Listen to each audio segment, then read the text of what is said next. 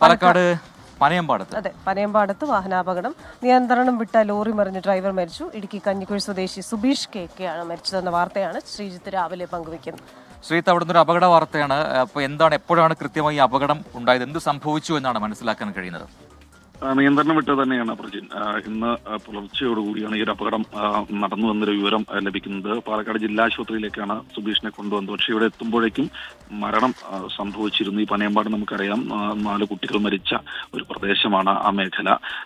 ആ മേഖലയിൽ സ്ഥിരമായ രീതിയിൽ ഡിവൈഡറോ അല്ലെങ്കിൽ ഏതെങ്കിലും തരത്തിലുള്ള മുന്നറിയിപ്പൊക്കെ സ്ഥാപിക്കണമെന്നും പോലീസിന്റെ പെട്രോളിംഗ് വേണമെന്നൊരു ആവശ്യമൊക്കെ ഉണ്ടായിരുന്നു. പക്ഷേ വീണ്ടും സമാനമായ രീതിയിൽ ഡ്രൈവർ ഉറങ്ങിപ്പോയി എന്നാണ് മനസ്സിലാക്കുന്നത്.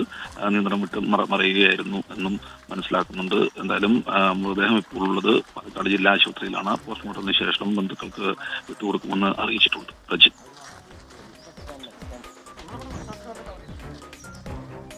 ശ്രീകുമാറിനാണ് പാലക്കാട് നിന്നും അപകട വാർത്തയുടെ വിശദാംശങ്ങൾ നൽകിയത്. എന്തായാലും ഈ പറയുന്നത് പോലെ നിയന്ത്രണം വിട്ടാണ് അപകടം ഉണ്ടായതെന്നാണ് ശ്രീജിത്ത് വിശദമാക്കിയത്.